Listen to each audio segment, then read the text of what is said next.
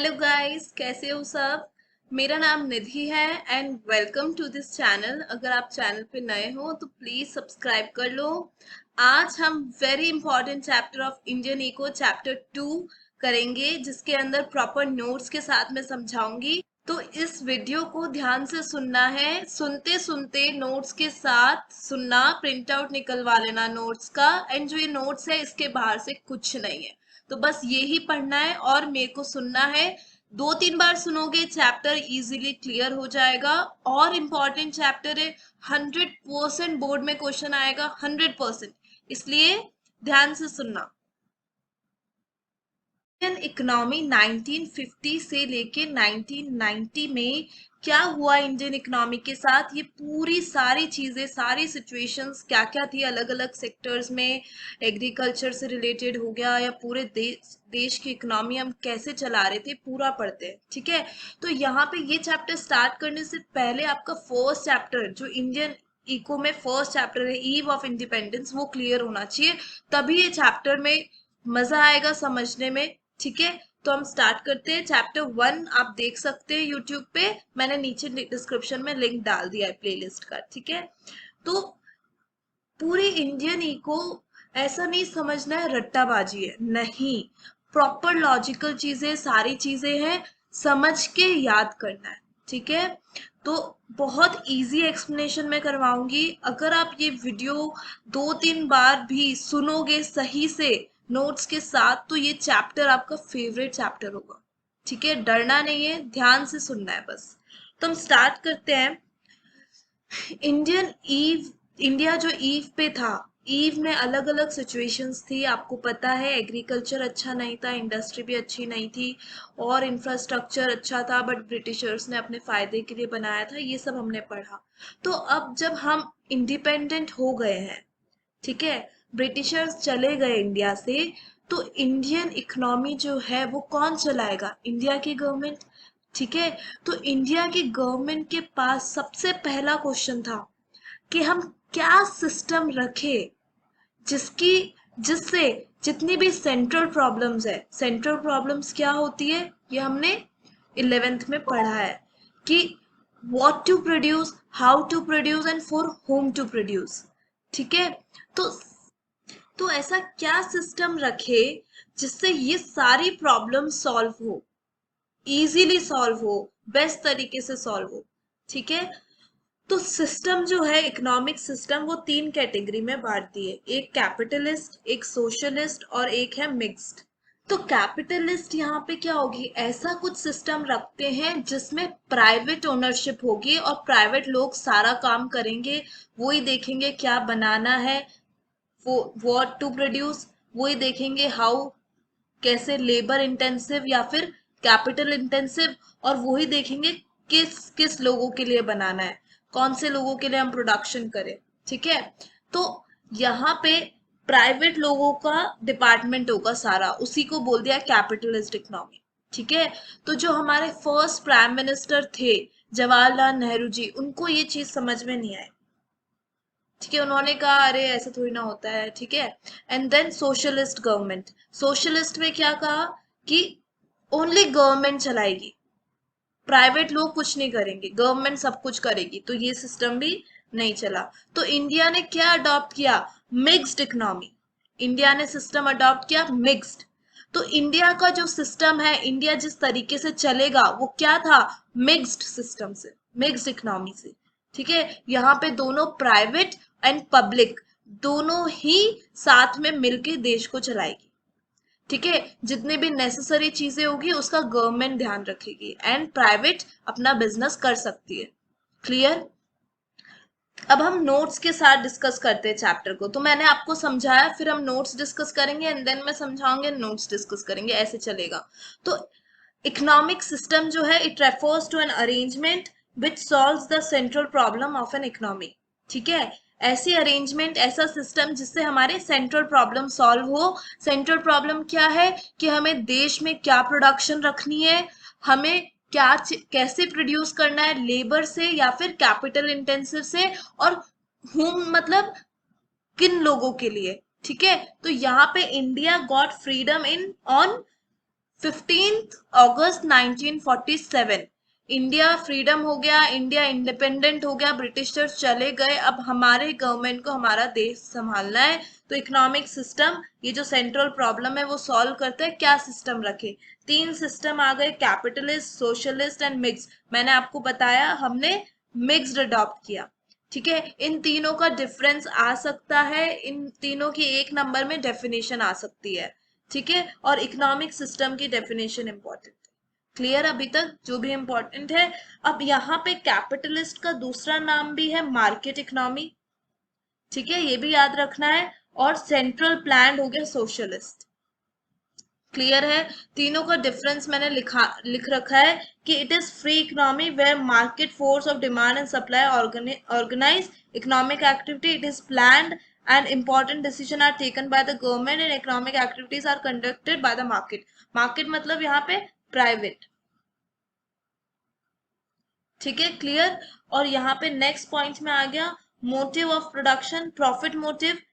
Obviously private लोग है, profit motive. यहाँ पे गवर्नमेंट में सोशल वेलफेयर है और यहाँ पे प्रॉफिट मोटिव बाय प्राइवेट। ठीक है, and social motive by public sector. Clear? Easy है। नेक्स्ट है हमारा रोल ऑफ गवर्नमेंट। यहाँ पे no direct intervention, government interfere नहीं कर पाएगी और यहाँ पे गवर्नमेंट ही सब कुछ कर रही है।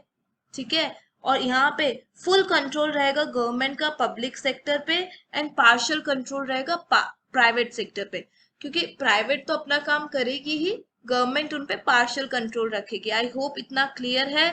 कंपटीशन एग्जिस्ट होगा ऑब्वियसली, अगर प्राइवेट लोग हैं तो कंपटीशन एग्जिस्ट होगा कैपिटलिस्ट में, और जब गवर्नमेंट है कंपटीशन नहीं होगा, और इसके अंदर ओनली प्राइवेट में कंपटीशन होगा। मेरिट्स में पॉइंट आ गया कि पहले में कैपिटलिस्ट में इकोनॉमिक ग्रोथ अच्छी होगी, इंक्रीज होगी, एंड देन जो हमारा सोशलिस्ट है उसके अंदर ensure social justice, and last में जब बोथ है मिक्स्ड तो यहाँ पे इट इंश्योर्स कंज्यूमर्स कंट्रोल, क्योंकि जो पब्लिक सेक्टर है वो उसे बेसिक नीड्स नेसेसिटीज प्रोवाइड करेगा और प्राइवेट उसे बेस्ट क्वालिटी प्रोडक्ट्स देगी। ठीक है, तो कंज्यूमर का कंट्रोल रहता है, कंज्यूमर पावर में रहता है। ठीक है, आई होप ये तीनों चीजें क्लियर है, तीनों सिस्टम। तो हमने कौन सा, इंडिया ने कौन सा सिस्टम अडॉप्ट किया? मिक्स्ड। ये क्वेश्चन आता है 1 नंबर में, इंडिया में तीनों में से कौन सा सिस्टम अडॉप्ट हुआ? ठीक है, आई होप इतना क्लियर है। इंडिया का फर्स्ट प्राइम मिनिस्टर कौन था? जवाहरलाल नेहरू जी, उन्होंने ये सिस्टम चूज किया। क्लियर?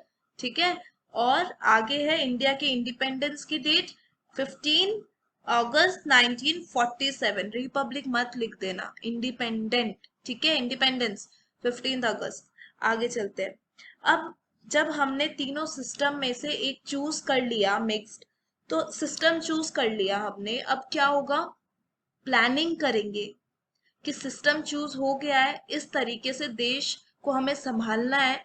ठीक है, अब संभालेंगे तो उससे पहले हम प्लान करेंगे कि क्या हमें देश में चाहिए, क्या गोल हमें चाहिए, क्या हम अचीव करना चाहते हैं, तो प्लानिंग कब तक की करेंगे और ये सब। ठीक है, बहुत इजी है, बहुत इंपॉर्टेंट है। तो इकोनॉमिक प्लानिंग, अब बहुत इजी ये चीज यहाँ पे समझ आ रही होगी कि एक सिस्टम चूज करने के बाद अब हम प्लान करेंगे कि काम करना कैसे है। एक मैप मिल जाएगा ना कि ये मैप है, ऐसे काम करो, तो इजी हो जाता है। इतने लार्ज स्केल पे देख रहे हैं हम, है ना? हम छोटे से बिजनेस में भी प्लानिंग करते हैं, आप पढ़ रहे हो, आप अपनी पढ़ाई की भी प्लानिंग कर रहे हो। ठीक है, वैसे ही हमने देश की प्लानिंग करनी है। ठीक है, तो it is a system under which a set of target is defined by central authority of the country and these targets are to be achieved within specified period of time taking the resources of the country in consideration. ठीक है, तो central authority जो है, central government कह सकते हो यहाँ पे, वो डिसाइड करेगी कि हमें क्या टारगेट रखने। ठीक है, टारगेट जो हमने रखे हैं वो अचीव होने चाहिए विद इन टाइम। अगर टाइम लिमिट नहीं होगी तो फिर तो कब तक भी काम चल सकता है, तो ऐसा नहीं होगा। टाइम लिमिट है आपके पास और आपको उस विद इन टाइम में आपको ये सब टारगेट पूरे होने चाहिए। ठीक है, तो to make economic planning effective the government of India set up planning commission. ठीक है, प्लानिंग कमीशन सेट किया 1950 में। ये इंपॉर्टेंट ईयर है, कि 1950 में प्लानिंग कमीशन सेट हुआ। ये क्वेश्चन आता है एमसीक्यू में कि फर्स्ट कमीशन, प्लानिंग कमीशन हमारा कब सेट हुआ था। ठीक है, तो प्लानिंग कमीशन सेट हुआ था 1950 में। प्राइम मिनिस्टर चेयरमैन था उसका, तो प्राइम मिनिस्टर एज चेयरमैन। ठीक है, तो प्लानिंग कमीशन का चेयरमैन कौन होता है? Prime minister. क्लियर है? तो जब हमने प्लानिंग कमीशन सेट कर लिया, फिक्स्ड हो गया, प्लानिंग पीरियड हो गया एट 5 years, 5 साल का हम प्लान बनाएंगे। ठीक है, और begin the era 5 year plans, तब से 5 year प्लान स्टार्ट हो गया। क्या होता है बेसिकली समझना कि 5 साल में आपके इलेक्शंस होते हैं, जो भी पीएम होगा वो 5 साल का प्लान बनाता है और उस हिसाब से वो हमारे देश को चलाता है। ठीक है, क्लियर है ये चीज? तो इसीलिए उस टाइम पे जब फर्स्ट प्लान बना था वो 1950 मार्च में, जब प्लानिंग कमीशन सेट हुई थी। हमारी कमीशन सेट हो गई, हमारा मिनिस्टर है वो चेयरमैन है, वो देखेगा ठीक है कि क्या क्या करना है। तो अब आगे गोल्स ऑफ प्लानिंग, ध्यान से सुनना। अगर कोई भी प्लानिंग आप बना रहे हो तो क्या गोल रखेंगे दिमाग में? अगर तुम प्लान करते हो, मान लो पेपर्स का, एग्जाम्स का, क्लास 12 के बोर्ड एग्जाम है, तो तुम क्या गोल रखते हो अपने दिमाग में? यही रखते हो 90% प्लस लाना है, 100% लाना है, 95 लाना है, इसी हिसाब से प्लानिंग रखते हो, है ना? तो अब जब हम देश चला रहे हैं तो हम किस हिसाब से हमारी प्लानिंग रखेंगे, क्या चीज दिमाग में रखेंगे? तो ये बोल दिया है goals of planning. Very important topic, goals of planning. तो जब फर्स्ट प्लान लॉन्च हुआ था वो कब हुआ था? अप्रैल 1951। 5 साल का होता है तो 56 तक ये चला था। तो अब हमेशा अप्रैल से लेके मार्च, 5 साल, जो 31 मार्च गैप में, 5 साल के गैप में एक एक प्लान होता है। क्लियर है बात? ठीक है, the 5 year plan, the 5 year plan have been concerned with the removal of backwardness of the country and to make India a developed economy। अब जैसे भी आप प्लानिंग करोगे, 5 साल का जो तुम प्लान बनाओगे वो क्या होगा? देश की बैकवर्डनेस, देश की गरीबी, देश की जो डेवलप नहीं है उसको हटानी चाहिए वो चीज। इसी हिसाब से प्लान बनाओ। ये क्लियर है बात? तो द बेसिक गोल क्या था? जो गोल था प्लानिंग का, जो भी प्लानिंग होगी उसका गोल क्या होना चाहिए? इंडिया की ग्रोथ। तो 1950 में जो प्लान्स बने थे उसमें क्या क्या चीजें होनी चाहिए थी? ग्रोथ, मॉडर्नाइजेशन, ठीक है, full employment, self reliance and equity. क्या मतलब होता है इनका? ये सब पांचों ही गोल इंपॉर्टेंट है। किसी किसी बुक में फुल एम्प्लॉयमेंट नहीं दे रखा है, बट पांचों गोल याद रखने दिमाग में, फुल एम्प्लॉयमेंट भी गोल याद रखना है। ठीक है, तो हमारे पास ये पांचों ही टॉपिक बोर्ड के पॉइंट ऑफ व्यू से इंपॉर्टेंट है। सैंपल पेपर 2021 में क्वेश्चन था सेल्फ रिलायंस का। ठीक है, तो 100% है, हाई चांस है, कुछ भी आ सकता है इसके अंदर से, कुछ भी पूछ सकते हैं। ठीक है, तो जो भी आपने प्लानिंग कमीशन, अब आपने 1950 में फर्स्ट प्लान जब सेट किया, आपने 1951 में स्टार्ट हो गया प्लान, फर्स्ट प्लान, और 5 साल तक चला। तो ये प्लान जो भी आपने बनाया होगा, इसमें 5 चीजें इन्होंने ध्यान में रखी होगी। पहला चीज क्या? ग्रोथ, देश की जीडीपी बढ़नी चाहिए। दूसरी चीज सेल्फ रिलायंस, बाहर से इंपोर्ट नहीं होने चाहिए, कम होने चाहिए, इंडिया को जो भी चाहिए वो खुद बनाए। ठीक है, देन मॉडर्नाइजेशन, की अच्छी टेक्नोलॉजी आनी चाहिए, मेन वुमेन के राइट्स इक्वल होने चाहिए। ठीक है, इक्विटी, इक्विटी मतलब इनकम गैप बढ़ना नहीं चाहिए, कम होना चाहिए। तो ऐसी पॉलिसीज बनाओ जिसमें ये सारी चीजें हो रही है। फुल एम्प्लॉयमेंट, देश में फुल एम्प्लॉयमेंट की टूवर्ड्स जाने चाहिए हम, नौकरियां और बढ़नी चाहिए। ठीक है, ये सब हमें ध्यान रखना है और हमें हमारा प्लान बनाना है जिसपे हम 5 साल के लिए काम करेंगे। ऐसा सिस्टम है। समझ आ गई बात? सिस्टम समझ आया? क्लियर है? तो ग्रोथ को समझते हैं। ग्रोथ में मैंने बताया कि हम गुड्स एंड सर्विसेज जो प्रोडक्शन है देश के अंदर वो बढ़े, जो जीडीपी है वो इंक्रीज हो। ठीक है, जीडीपी मतलब देश में कितना गुड्स एंड सर्विसेज का प्रोडक्शन है। ठीक है, तो यहाँ पे ग्रोथ आ गया point. Growth refers to increase in the country's capacity to produce goods and services within the country. ये हमेशा बढ़ना चाहिए। Good indicator of economic growth is increase in GDP. Clear. And then है growth implies a larger stock of productive capital. हमारी जो productive capital है वो बढ़ना चाहिए। हमारे देश में जो कैपिटल जिसके जो प्रोडक्शन की तरफ जा रही है वो बढ़नी चाहिए। ठीक है, देश में प्रोडक्शन में बेसिकली इंक्रीज होना चाहिए। Large size of supporting services. अगर प्रोडक्शन इंक्रीज हो रहा है तो अपने आप ही हर चीज बढ़ेगी, देश में कमाई बढ़ेगी, बैंकिंग सर्विसेज बढ़ेगी, ट्रांसपोर्ट अच्छा होगा। ठीक है, हर जगह फैसिलिटीज होगी ये सब। एंड देन है efficiency of services and capital का इंक्रीज। ऑब्वियसली जितने भी हॉस्पिटल्स है, हमारी स्कूल्स है, सब में एफिशिएंसी बढ़नी चाहिए, सब बेटर होने चाहिए। अभी की पढ़ाई और पहले की पढ़ाई में बहुत डिफरेंस है। समझ आ रही ना बात?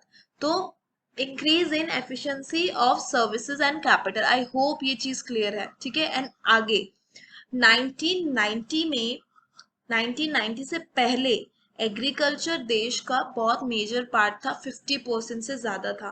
बट 1990 के बाद इंडिया में, क्योंकि ये चैप्टर है 1950 से 1990, इसके बीच में जो भी हुआ है हम सब पढ़ने वाले हैं। तो 1990 के बाद सर्विसेज जो है वो सेक्टर इंक्रीज हुआ है इंडिया में। हर फैसिलिटी बेटर हुई है। नियरली 42% सर्विस सेक्टर जो है वो बढ़ा है। Service sector was nearly 42% more than agriculture and industry. ठीक है, क्लियर है बात? आगे चलते हैं हम। मॉडर्नाइजेशन। अब modernisation, I hope growth clear है। एंड देन आगे है मॉडर्नाइजेशन। कोई भी डाउट हो ना तो मुझे प्लीज कमेंट में पूछ लेना। मुझे आप इंस्टाग्राम, फेसबुक कहीं पे भी पूछ सकते हो। मैं कोई भी सब्जेक्ट में डाउट है, eco, accounts, BST, any doubts regarding syllabus, regarding books, regarding NCERT में कोई भी डाउट हो, कोई पेपर का डाउट हो, कुछ भी हो पूछ लेना। ठीक है, आगे है हमारा मॉडर्नाइजेशन। तो मॉडर्नाइजेशन फर्स्ट क्लियर हो गया, ग्रोथ की जीडीपी बढ़नी चाहिए, बेसिकली यही लिखा हुआ है कि हर तरीके से प्रोडक्शन सर्विसेज सब बेटर होनी चाहिए।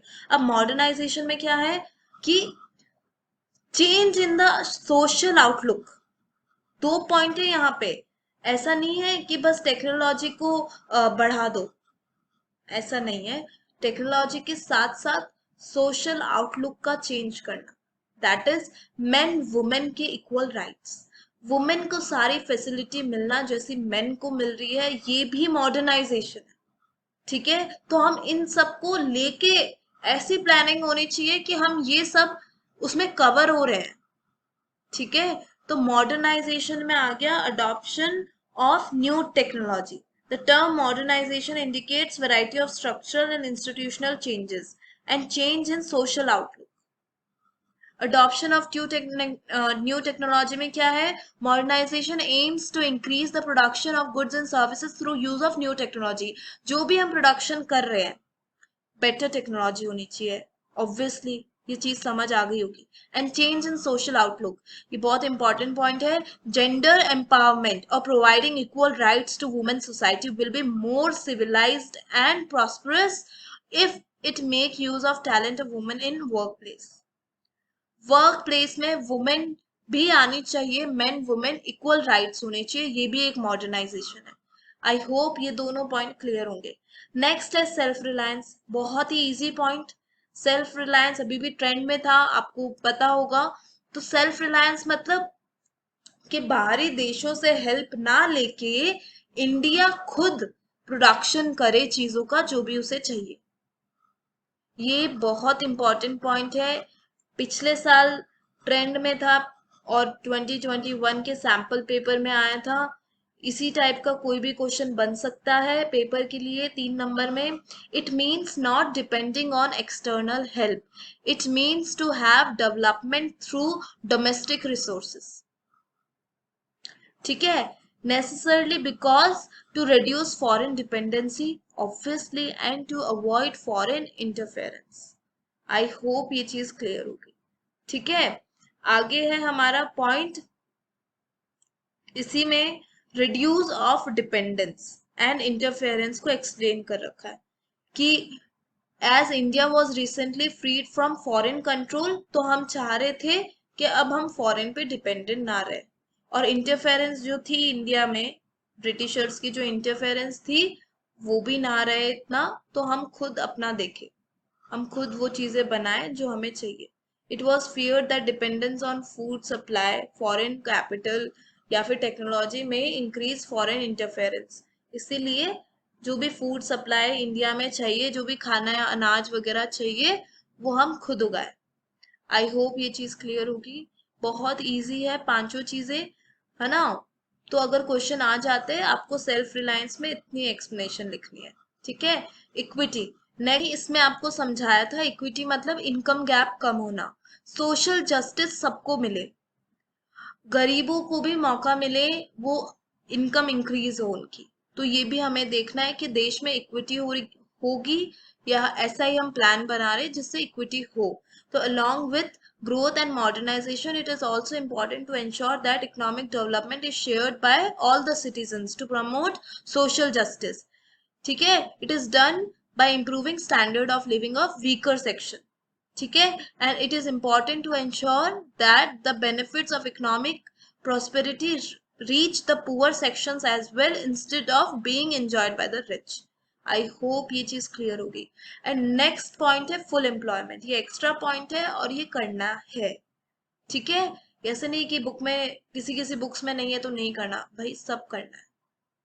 ठीक है, 12th क्लास है, अब नहीं करोगे तो कब करोगे, इसीलिए सोच के कर लेना। तो फुल एम्प्लॉयमेंट मतलब बहुत इजी। फुल एम्प्लॉयमेंट क्या होती है आपको पता होगा, ऐसी सिचुएशंस जिसमें जो काम करना चाहता है, जो विलिंग है और जो एबल है, वो करंट वेज रेट पे, प्रिवेलिंग प्राइसेस पे, करंट वेज पे वो काम कर रहा है, उसको मिल रखा है काम। तो यहाँ पे it is a situation when everyone who is able and willing to work at a prevailing wage rate is working. ठीक है, जो भी काम करना चाहता है और ढूंढ रहा है, उसे मिल रखा है और वो काम कर रहा है, इस फुल एम्प्लॉयमेंट। तो हम फुल एम्प्लॉयमेंट की तरफ जाने चाहिए। ठीक है, नौकरियां देश में बढ़नी चाहिए, इससे क्या होगा, पॉवर्टी रिड्यूस होगी। ठीक है, और अनएम्प्लॉयमेंट खत्म होगी धीरे धीरे। और इस ये इनडायरेक्टली किससे लिंक है, जीडीपी से, जिसमें क्या था, गुड्स एंड सर्विसेज में इंक्रीज होना, ये उसी से लिंक कर रखा है। It is directly related to economic growth of the country. I hope ये पॉइंट क्लियर होगा। तो यहीं तक हम आज के वीडियो में करेंगे। आपको इससे रिलेटेड कोई भी डाउट हो तो मुझसे पूछ लेना। मैंने इस पूरे चैप्टर का इंट्रोडक्शन दिया है, ठीक है, और समझाया है गोल्स तक। अब आगे अलग अलग सेक्टर्स में फिर हमने कैसे पॉलिसीज अप्लाई की है, नेक्स्ट टॉपिक हम नेक्स्ट वीडियो में करेंगे। तो इस वीडियो को ध्यान से सुनना। आई नो एक्सप्लेनेशन थोड़ी ज्यादा हो गई है, but I wanted to make sure कि आप सब एक एक बच्चे को समझ आए, ऐसा एक भी बच्चा ना हो जिसको समझ ना आए। इसलिए इसको पूरा सुनना एंड याद करना, और मुझे जरूर बताना आपको कैसा लगा। ठीक है, तो अब हम नेक्स्ट वीडियो में मिलते हैं। उससे पहले अपना ध्यान रखो, इस टाइम पे take care, do study, work hard, bye bye.